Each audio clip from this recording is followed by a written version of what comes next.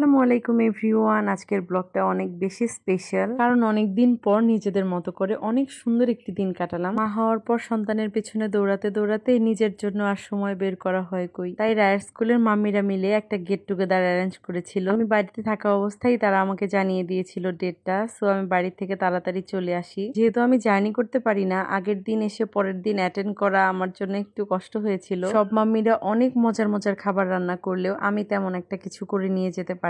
Next time নিয়ে যাব ইনশাল্লাহ। কিন্তু অন্য সব আপুরা এত মজার করে খাবার রান্না করে নিয়ে এসেছিল, সবার রান্না অনেক বেশি ভালো হয়েছিল আলহামদুলিল্লাহ। যেহেতু আমাদের বেবিগুলো অনেক ছোট ছোট, ওদেরকে স্কুলের জন্য প্রিপেয়ার করে সংসারের কাজ করে দেন নিজেদের জন্য এগুলো অ্যারেঞ্জ করা অনেক বেশি টাফ। সবার অল্প কিছুদিনের কথাবার্তার মধ্যে এত ভালো একটা বন্ডিং হয়ে গেছে আর সবাই সবার জন্য এত কষ্ট করেছে, এর জন্য অনেক বেশি ভালো লাগছিল। খাবার স্টার্ট করি শিমু আপুর হাতের মজার এই চাউমিনটা দিয়ে। আপু দেখতে যেমন সুন্দর, আপুর হাতের রান্নাটাও তেমন পারফেক্ট। আরেকটা আপু এই পিঠাটা তৈরি করে নিয়ে এসেছিল, যেটা টেস্ট কিছুটা সমোচার মতো, ভিতরে ভেজিটেবল এবং মাংসের একটা পুর দেওয়া। ডিজাইন দেখেই কিন্তু বোঝা যাচ্ছে বেচারি কত কষ্ট করে এটা বানিয়ে নিয়ে এসছে। খেতেও অনেক বেশি মজা হয়েছিল আলহামদুলিল্লাহ। আপু আবার এটার সাথে নিজ হাতে মেয়োনিজও নিয়ে এসেছিল বানিয়ে। দেন টুনাসের আম্মুর হাতের বিরিয়ানি খাই আমরা সবাই। আপু অনেক মজা করে বিরিয়ানিটা বানিয়েছিল। আপু ভোরবেলা উঠে সবার জন্য গরম গরম বিরিয়ানি করে নিয়ে এসেছিল, যেটা অনেক মজা ছিল।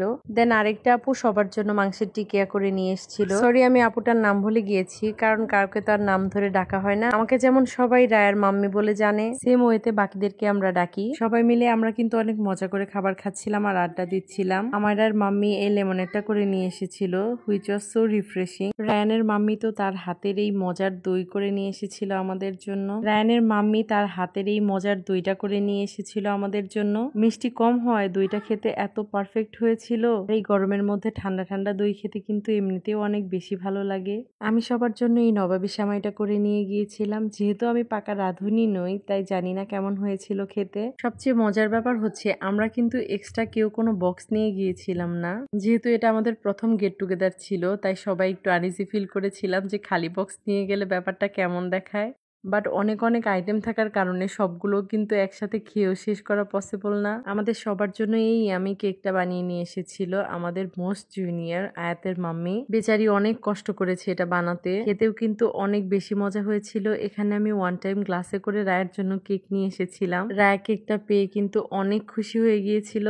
দেন আমাদের গ্রুপের মোস্ট জলি পার্সন আমায়রার মাম্মি আমাদের সবার জন্য গিফট নিয়ে এসেছিল, যেটা আমাদের সবার অনেক বেশি পছন্দ হয়েছে। আর পছন্দ হবেই না কেন, এখানে অনেক অনেক ভালোবাসা জড়িয়ে। তো এই ছিল আমার আজকের ভিডিও। আমরা কিন্তু পিকনিক শেষে জায়গাটা সুন্দর করে ক্লিন করে এসেছি। আপনাদেরও উচিত আপনাদের আনন্দের জন্য যেন আশেপাশে কোনো ক্ষতি না হয় সেদিকে খেয়াল করা। ভালো থাকবেন সবাই, আল্লাহ হাফেজ।